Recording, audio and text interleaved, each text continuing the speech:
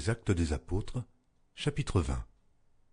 Lorsque le tumulte eut cessé, Paul réunit les disciples et, après les avoir exhortés, prit congé d'eux et partit pour aller en Macédoine.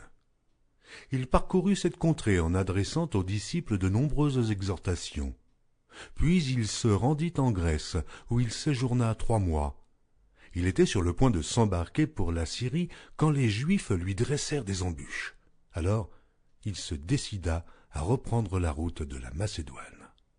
Il avait pour l'accompagner jusqu'en Asie Sopater de Bérée, fils de Pyrrhus, Aristarque et Second de Thessalonique, Gaius de Derbe, Timothée, ainsi que Tychique et Trophime, originaires d'Asie. Ceux-ci prirent les devants et nous attendirent à Troas. Pour nous, après les jours des pains sans levain, nous nous embarquâmes à Philippe et, au bout de 5 jours, nous les rejoignîmes à Troas, où nous passâmes 7 jours.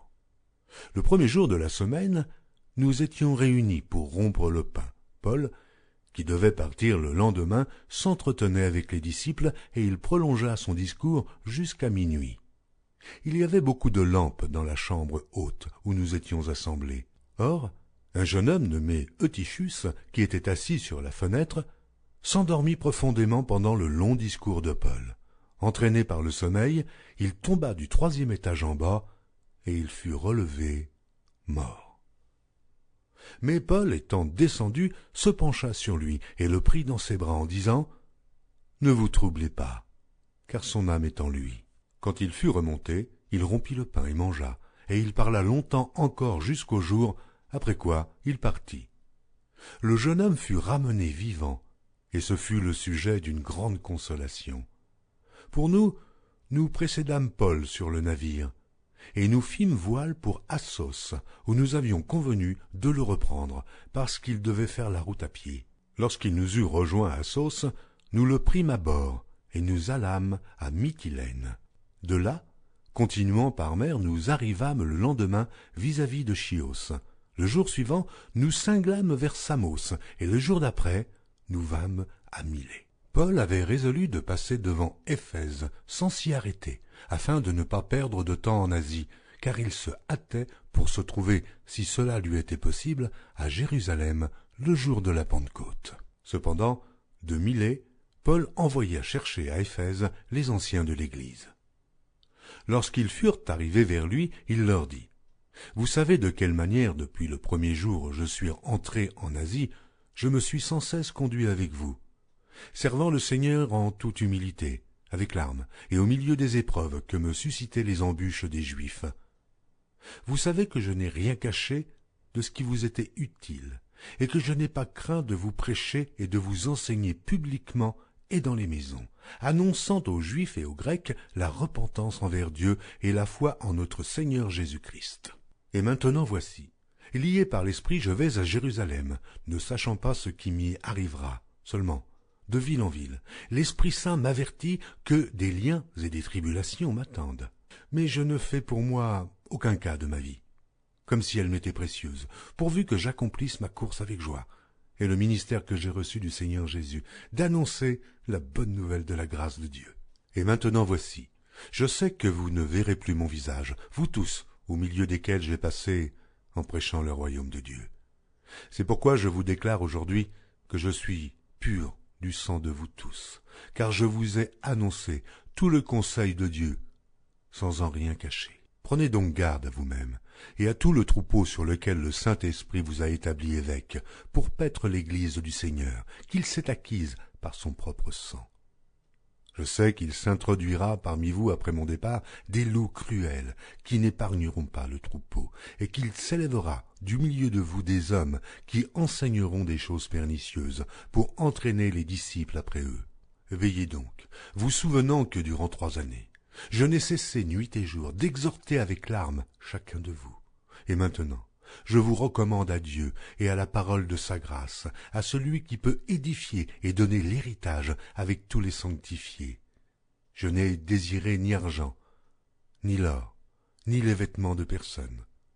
Vous savez vous-même que ces mains ont pourvu à mes besoins et à ceux des personnes qui étaient avec moi. Je vous ai montré de toute manière que c'est en travaillant ainsi qu'il faut soutenir les faibles et se rappeler les paroles du Seigneur qui a dit lui-même il y a plus de bonheur à donner qu'à recevoir. Après avoir ainsi parlé, il se mit à genoux, et il pria avec eux tous. Et tous fondirent en larmes, et, se jetant au cou de Paul, ils l'embrassaient, affligés surtout de ce qu'il avait dit, qu'ils ne verraient plus son visage. Et ils l'accompagnèrent jusqu'au navire. Les Actes des Apôtres, chapitre 21. Nous nous embarquâmes après nous être séparés d'eux, et nous allâmes directement à Cos, le lendemain à Rhodes, et de là à Patara. Et, ayant trouvé un navire qui faisait la traversée vers la Phénicie, nous montâmes et partîmes. Quand nous fûmes en vue de l'île de Chypre, nous la laissâmes à gauche, poursuivant notre route du côté de la Syrie, et nous abordâmes à Tyr, où le bâtiment devait décharger sa cargaison. Nous trouvâmes les disciples, et nous restâmes là 7 jours. Les disciples, poussés par l'Esprit, disaient à Paul de ne pas monter à Jérusalem. Mais lorsque nous fûmes au terme des 7 jours, nous nous acheminâmes pour partir, et tous nous accompagnèrent avec leurs femmes et leurs enfants jusque hors de la ville. Nous nous mîmes à genoux sur le rivage, et nous priâmes. Puis, ayant pris congé les uns des autres, nous montâmes sur le navire, et ils retournèrent chez eux. Achevant notre navigation, nous allâmes de Tyr à Ptolémaïs, et nous saluâmes les frères, et passâmes un jour avec eux. Nous partîmes le lendemain, et nous arrivâmes à Césarée. Étant entrés dans la maison de Philippe l'évangéliste, qui était l'un des 7, nous logeâmes chez lui. Il avait 4 filles vierges qui prophétisaient. Comme nous étions là depuis plusieurs jours, un prophète nommé Agabus descendit de Judée et vint nous trouver. Il prit la ceinture de Paul, se lia les pieds et les mains et dit « Voici ce que déclare le Saint-Esprit. L'homme à qui appartient cette ceinture, les Juifs le lieront de la même manière à Jérusalem et le livreront entre les mains des païens. » Quand nous entendîmes cela, nous et ceux de l'endroit, nous priâmes Paul de ne pas monter à Jérusalem. Alors il répondit « Que faites-vous » en pleurant et en me brisant le cœur. Je suis prêt non seulement à être lié, mais encore à mourir à Jérusalem, pour le nom du Seigneur Jésus. Comme il ne se laissait pas persuader, nous n'insistâmes pas et nous dîmes « Que la volonté du Seigneur se fasse ». En ces jours-là, nous fîmes nos préparatifs et nous montâmes à Jérusalem. Quelques disciples de Césarée vinrent aussi avec nous et nous conduisirent chez un nommé Mnason de l'île de Chypre, ancien disciple chez qui nous devions loger. Lorsque nous arrivâmes à Jérusalem, les frères nous reçurent avec joie. Le lendemain, Paul se rendit avec nous chez Jacques, et tous les anciens s'y réunirent. Après les avoir salués, il raconta en détail ce que Dieu avait fait au milieu des païens par son ministère. Quand ils l'eurent entendu, ils glorifièrent Dieu, puis ils lui dirent « Tu vois, frère, combien de milliers de Juifs ont cru et tous sont zélés pour la loi. Or, ils ont appris que tu enseignes à tous les Juifs qui sont parmi les païens à renoncer à Moïse, leur disant de ne pas circoncire les enfants et de ne pas se conformer aux coutumes. Que faire donc ? Sans aucun doute, la multitude se rassemblera, car on saura que tu es venu. C'est pourquoi, fais ce que nous allons te dire. Il y a parmi nous 4 hommes qui ont fait un vœu. Prends-les avec toi. Purifie-toi avec eux, et pourvois leurs dépenses afin qu'ils se rasent la tête. Et ainsi, tous sauront que ce qu'ils ont entendu dire sur ton compte est faux, mais que toi aussi tu te conduis en observateur de la loi. À l'égard des païens qui ont cru, nous avons décidé, et nous leur avons écrit, qu'ils eussent à s'abstenir des viandes sacrifiées aux idoles, du sang, des animaux étouffés et de l'impudicité.